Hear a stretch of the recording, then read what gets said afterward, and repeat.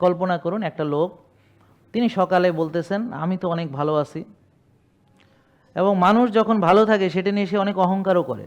মানুষ কেন জানি একটু অহংকারী হয়। আরে এইসব লাইফ স্টাইল মানে কী হবে, মানে আরে আমার বাঁচবো কয়দিন খাই, আছে না এরকম? হ্যাঁ, তো এই ধরনের সে বড়াই করছে ব্রেকফাস্টে, আরে কিসের নিয়ম কানুন, খায়। মানে সে ভাবতেছে কি তার কোনো সমস্যা নাই। ক্লিয়ার? এখন দুপুরের পরে হঠাৎ বুক ব্যথা শুরু হয়েছে। দেখেন মিলাইতে পারেন কিনা, অনেকের সাথে মিলে যাবে। কারণ আমি যে কথাগুলো বলি এগুলো বাস্তবতা থেকে বলি। কারণ আমি এরকম রুগী দেখেছি, তার সাথে কথা বলেছি, আলাপ করেছি, এরকম বহু রুগী, এক দুইজন না, নট এ সিঙ্গেল ওয়ান। আমি এই ২৬ বছর ধরে রুগীদের সাথেই আছি। নট অনলি ২৬ বছর, আমরা রুগীদের সাথে আছি থার্ড ইয়ারের পর থেকে। বাস আর যেহেতু আমি মেডিকেলে চান্স পাওয়ার পর থেকে রুগীদের সাথে আছি। কেন জানেন? কারণ মেডিকেল স্টুডেন্ট ফার্স্ট ইয়ার হোক সেকেন্ড ইয়ার হোক, সব রুগীরা তার সাথে একটু পরামর্শ করে, ভাবে কি সে ডাক্তার হয়ে গেছে, যদিও সে ডাক্তারির তখন কিছুই শেখে নাই। কি করে না এটা?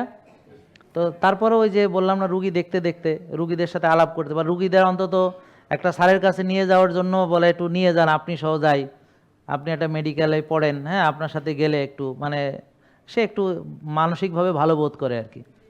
ঠিক আছে না? তা আমি এই যে সেই 93 থেকে আলহামদুলিল্লাহ রুগীদের সাথে এক্সপোজড। তারপরও 2000 সালে পাশ করার পর 26 বছর ক্লিনিক্যাল এক্সপিরিয়েন্স। তো ফেসবুকে এখন কত 43 লাখ না 43 লাখের বেশি আছে তাহলে। হ্যাঁ সরি 44 লাখ, আরে ভুলে গেছি, এত তাড়াতাড়ি লাখ বাড়তেছে আমি ট্যারি পাইতেছি না।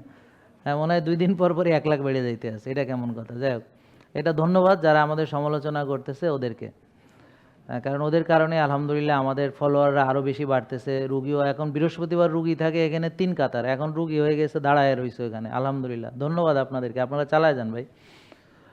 তাইলে কারণ কি মানুষ তো ধরেন সত্যটা অনুধাবন করতেই পারে।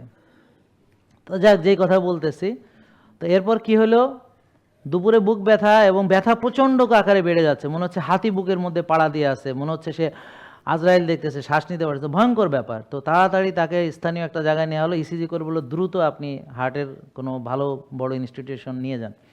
তো তাকে নিয়ে যাওয়া হলো খুব বড় একটা জায়গায়, তার টাকা পয়সাও ভালো, ধরেন নিয়ে দেওয়া হলো ইউনাইটেড কার্ডিয়াকে, কথার কথা বলতেছি আর কি। হ্যাঁ, তো তাকে একটা ভালো মানে টাকা পয়সা আছে বা নিয়ে গেল কোনো আরও ভালো কোনো হাসপাতালে, এবং পরে যা লং স্টোরি শর্ট দেখা গেল একটাতে ব্লক 100%, একটাতে 95%, আর একটাতে 90%। তো ডাক্তার বলে দিল আপনার ট্রিপল ভেসেল ডিজিজ, তো আপনাকে এখন বাইপাস করতে হবে, ওপেন হার্ট করতে হবে।